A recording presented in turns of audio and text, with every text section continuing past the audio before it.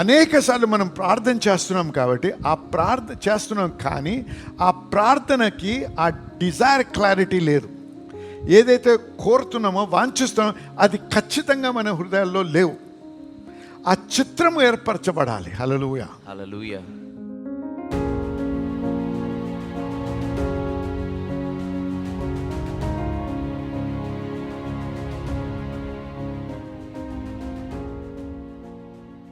హల్లెలూయా. Voice activated, స్వరానికి స్పందిస్తుంది. Voice activated. చూడండి, గత వారం చూపించాను. ఫోన్ తీసుకొని మనం ఫోన్తో మాట్లాడితే చాలు, డయల్ దిస్ నంబర్ అంటే డయల్ చేస్తుంది. మనం నొక్కక్కర్లే, ఏం లేదు. అంటే మన మాటతోనే మనకు సంగతులు జరిగించగలరు. ఇది ఎక్కడి నుంచి వచ్చింది? వాయిస్ యాక్టివేషన్ వాక్యంలో నుంచే వచ్చింది. హల్లెలూయా, హల్లెలూయా, ఆమేన్. ఈ విధముగా చెప్పి తన మనసులో సందేహం ఉండకూడదు. తాను చెప్పినది జరుగునని నమ్మిన ఎడల వాడు చెప్పినది జరుగునని మీతో నిశ్చయముగా చెప్పుచున్నాను. ఇది గమనించండి బాగా. నేను ఇంగ్లీష్లో చెప్పుకుంటా, దానికి అర్థం చేస్తాను, మీకు ఎక్స్ప్లెయిన్ చేస్తాను. But shall believe that those things which he said shall come to pass, he shall have whatsoever he said. పలకమన్నాడు అండ్ బిలీవ్ అన్నాడు. బిలీవ్ అంటే ఏంటి ఇక్కడ అనేది అర్థం చేసుకుందాం. Believe is seeing. నమ్మడం అంటే చూడాలి. ఏదైతే మనం ఆశిస్తున్నామో అది పొంది ఉన్నామని చూడాలి. మార్కు సువార్త 11:24 ఏముందో చూడండి ఒకసారి. అందుచేత ప్రార్థన చేయుచున్నప్పుడు మీరు అడుగుచున్న వాటి నెల్లను పొందియున్నామని నమ్ముడి, అప్పుడు అవి మీకు కలుగునని మీతో చెప్పుచున్నాను. తెలుగులో ఆ విధంగా, ఇంగ్లీష్లో ఏముంది తెలుసా? What things soever you desire when you ప్రే అన్నాడు. ఆగండి, ప్రార్థనకు ముందు తెలుగు ఎలాగుంది? ప్రార్థన చేసినప్పుడు అని ఉంది. ప్రార్థనకు ముందు ఇంగ్లీష్లో ఏముంది? డిజైర్ అనేది ఉంది. అర్థమైంది మీ అందరికీ? డిజైర్ మీరు కోరుచున్నది కాదు. డిజైర్ కోరడం కంటే కొద్దిగా బలమైనటువంటి పదం. డిజైర్ అనేది వాంఛించడం. అర్థమైందా? కోరింది కాదు, వాంఛ. ఇక్కడ గమనించండి, నేను కార్ కావాలని ఆశిస్తున్నాను అనొచ్చు, అది డిజైర్ కాదు. డిజైర్ అంటే ఆ కార్ కాదు, ఆ కారు ఏ రకమైన కారు, ఏ రంగు కారు, ఏం కారు, అది అన్నీ తెలుసుకుంటాం మనం. వివరాలు అంటే దానిని కోరుతున్నాం. హలో, అన్ని కార్లు కోరటం లేదు, ఏదో ఒకటి. చూడండి, what things soever you desire when you ప్రే అంటే ప్రార్థన చేయక ముందు నీ డిజైర్ అనేది క్లారిటీ రావాలి. అర్థమైన ఆమె చెప్పాలి. అనేకసార్లు మనం ప్రార్థన చేస్తున్నాం కాబట్టి చేస్తున్నాం, కానీ ఆ ప్రార్థనకి ఆ డిజైర్ క్లారిటీ లేదు. ఏదైతే కోరుతున్నామో వాంఛిస్తున్నామో అది ఖచ్చితంగా మన హృదయాల్లో లేవు. ఆ చిత్రము ఏర్పరచబడాలి. హల్లెలూయా, హల్లెలూయా. అర్థమైంది మీ అందరికీ? అర్థమవుతుందా మీ అందరికీ? పాస్టర్ యోంగిచో గారు ఒక మాట మాట్లాడారు. ఆయన సేవలో మొదట్లో ఆయన కోరాడంట, అయ్యా నాకు ఒక టేబుల్ కావాలి, నాకు ఒక చైర్ కావాలి, నాకు ఒక సైకిల్ కావాలి. ఎంత ప్రార్థన చేసినా అవటం లేదు. ఒకరోజు ప్రార్థన చేస్తూ ఉంటే ఇదే వాక్యంతో దేవుడు మాట్లాడి, ఏ టేబుల్ కావాలి? ఎన్నో టేబుల్స్ ఉన్నాయి, ఎన్నో చైర్లు ఉన్నాయి, ఎన్నో సైకిల్స్ ఉన్నాయి, ఏది కావాలంటే అప్పుడు అర్థమైందంట, స్పెసిఫిక్గా దేవుని దగ్గరికి వెళ్ళాలి. అంటే దీన్నంటే ఆ డిజైర్ని క్లారిఫై చేయాలి, స్పష్ట. ఎందుకు తెలుసా? నీకు కావలసినవి అన్నీ కూడా అదృశ్య లోకంలో, ప్లాస్మాలో ఉన్నాయి, దేవుని యొక్క ఇటర్నిటీలో. వాటిని మాట ద్వారా ఈ దృశ్యమైన లోకంలోకి తేవాలి. టేబుల్ అంటే ఏం టేబుల్ రావాలి? ఆ పర్టికులర్ టేబుల్. అలాగే మీరు ఏం కోరుతున్నారు, మీరు ఏం ఆశిస్తున్నారు దేవుని దగ్గర, అది క్లారిటీ రావాలి ముందు. అర్థమైందా? నీకు ఆ అనారోగ్యం తొలగించబడాలి, ఆ క్లారిటీ. ఎలాగా?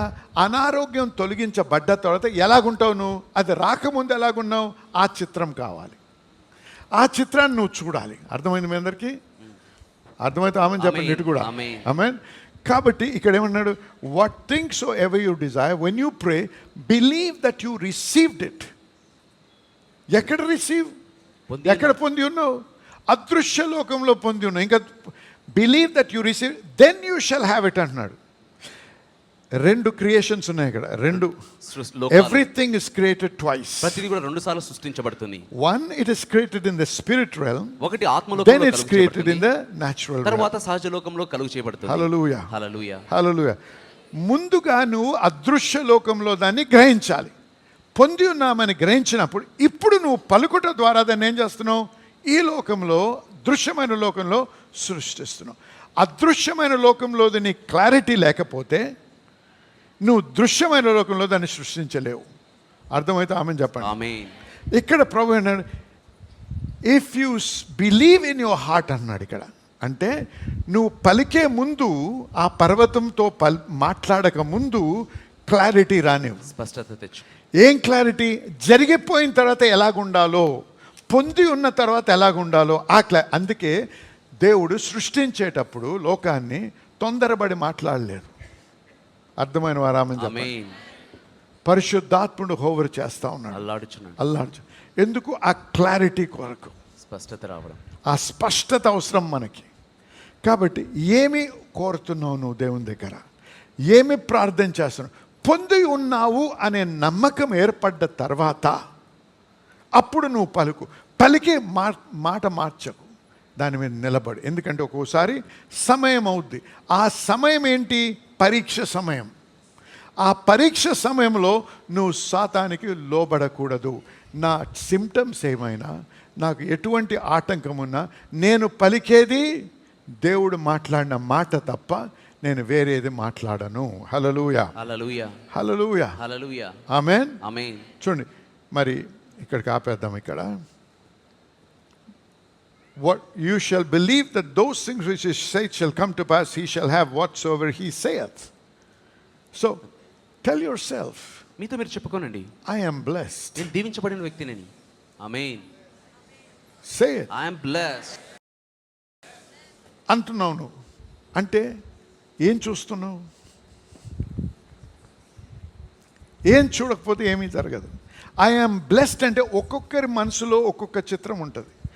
నా చిత్రము మీ చిత్రంతో సమానంగా ఉండదు, మీ చిత్రం నాతో సమానంగా ఉండదు. ఒక్కొక్కడి బ్లెస్సింగ్ గమనించడం. ఒకడు కష్టపడతా ఉంటాడు, నెలకి 10,000 సంపాదించడం కూడా చాలా కష్టం. అటువంటి వాడు ఐఎమ్ బ్లెస్డ్ అన్నప్పుడు వాడికి 20,000 కనపడవచ్చు, అంటే చాలా సంతోషం. ఇంకోడు 10 లక్షలు తక్కువ సంపాదించాడు, వాడు ఐఎమ్ బ్లెస్డ్ అంటే వాడు 25 లక్షలన్నా ఆలోచిస్తున్నాడు. అర్థమవుతుంది? చిత్రం అనేది అవసరం. ఐఎమ్ బ్లెస్డ్ అంటే సరిపోదు. బ్లెస్డ్ అయితే ఇప్పుడు నేను ఇంత సంపాదిస్తాను, I'm blessed to be a blessing. కాబట్టి ఎలాగైనా ఇతరులకి దీవెనకరంగా ఉండాలి. ఈ నెల ఎలాగైనా ఎవరికో ఒకరికి నేను ఒక సూట్ బట్ట ఇవ్వాలి, లేకపోతే ఒక చీర కొనివ్వాలి. ఆ రకమైన బ్లెస్సింగ్లో నేను జీవించాలి, అనేకులకి దీవెనకరంగా ఉండాలి. ఆ రకమైన తలంపు అది లేకపోతే ఐఎమ్ బ్లెస్డ్ అంటే అయిపోదు. ఐఎమ్ బ్లెస్డ్ అంటే ఆ బ్లెస్సింగ్ అర్థం ఏంటి? నీ దృష్టిలో బ్లెస్సింగ్ ఏంటి? ఇది నువ్వు తెలుసుకోవాలి. హల్లెలూయా, హల్లెలూయా. బిజినెస్ మ్యాన్ ఉంటాడు, బ్లెస్డ్ అంటాడు. బ్లెస్డ్ అంటే వాడి బ్లెస్సింగ్ ఎలాగా? ఈ నెలంతా ఇంత చేస్తే వచ్చే నెల అంత చేయాలి అని. నువ్వేం ఆలోచిస్తున్నావు? ఆలోచించకుండా మాట్లాడితే విశ్వాసం ఉండదు. ఆలోచించి విశ్వాసంలో నువ్వు కట్టుకొని పలికిన మాటలకే ఫలం ఉంటుంది. అర్థమైన వారు ఆమెను చెప్పాలి. ఇంతవరకు విన్నటువంటి వాక్యంని బట్టి మీరు ఎంతగానో దీవించి ఆశీర్వదించబడ్డారని నమ్ముతున్నా. మరి మన దేవుడి యొక్క వాక్యం చూసినట్లయితే దేవునికి అసాధ్యమేది ఏది లేదు. మనము అనేక కష్టాలు, లేకపోతే అనారోగ్యాలు, లేకపోతే అనేక అవకతవకలు ఎదుర్కొంటా ఉంటాం. మన దేవుడు అద్భుతాలు చేసే దేవుడు. కాబట్టి మీ కొరకు, మీ స్వస్థత కొరకు, మీ యొక్క ఇబ్బంది నుంచి విడుదల కోసం ప్రార్థించాలని ఆశిస్తున్నా. దయచేసి నాతో ఏకీభవించేటప్పుడు మీ చేయి ఒకటి కివి మీద పెట్టండి, ఒక చేయి మీకు ఎక్కడ బాధ ఉందో అక్కడ పెట్టండి. లేకపోతే కోర్టు కేసు అయితే ఆ పేపర్ తంటి ఆ పేపర్ మీరు చేపెట్టండి. లేకపోతే ఇంకేదైనా అంశం అయితే దాని విషయంలో మీరు చేయించండి. ఇదంతా ఏంటంటే మనం విశ్వాసాన్ని విడుదల చేసే పద్ధతి. అంతేగాని టీవీలో శక్తి ఉందని కానీ, టీవీలో బలం ఉందని కానీ చెప్పడం కాదు. కానీ మన విశ్వాసాన్ని విడుదల చేసి విశ్వాసం ముందుకెళ్ళడానికి మార్గం. కాబట్టి దయచేసి నాతో ఏకీభవించని ప్రార్థించాలి. ఎందుకంటే అనేకమైన సాక్ష్యాలు వింటున్నాం. ఈ విధంగా ప్రార్థించినప్పుడు మరి దేవుని యొక్క కృపను బట్టి వంకరగా ఉన్న కాళ్ళు సరిగ్గా అదైతే కాకుండా ఎంతో కాలం నుంచి మరి బ్లాడర్లో ఉన్నటువంటి ప్రాబ్లం నుంచి ఒక వ్యక్తి సంపూర్ణంగా స్వస్థపరచబడ్డాడు. క్యాన్సర్ నుంచి, ఎయిడ్స్ నుంచి, రకరకాల రుగ్మతల నుంచి విడుదల పొందిన వారు సాక్ష్యాలు మేము వింటా ఉన్నాం. కాబట్టి ఈరోజు ఇది మీ తన, ఇది మీ సమయం, మీరు స్వస్థపరచబడే సమయం. కాబట్టి దయచేసి నాతో ఏకీభవించే పరిశుద్ధ దేవుడు మీకు పొందాచరిస్తున్నా. ఈ బిడ్డలో ఒక విశ్వాసాన్ని బట్టి వారు ప్రార్థిస్తుండగా వారితో నేను ఏకీభవిస్తున్నా. మరి ఈ సమయంలో వారుకునే ఇబ్బందుల నుంచి వారు విడుదల అనుగ్రహించండి. ప్రతి విధమైనటువంటి రుగ్మత నుంచి, ప్రతి విధమైన ఆరోగ్యం నుంచి, ప్రతి విధమైనటువంటి సాతాను బంధకం నుంచి వారికి విడుదల కలుగును గాక యేసు నామములో. ప్రభువా, చర్మ వ్యాధి, కిడ్నీ ప్రాబ్లం అవ్వచ్చు, లేకపోతే హార్ట్ ప్రాబ్లం అవ్వచ్చు, లేకపోతే ఏదైనా సరే యేసు నామంలో దాన్ని గంధిస్తున్నాం ప్రభా. నాయన అది వర్టిగ్ అవ్వచ్చు, లేకపోతే మరి కాన్స్టెంట్ తలనొప్పులు అవ్వచ్చు, ఏదైతే నేను ప్రభా మీరు స్వస్థపరిచే యెహోవా ప్రభా.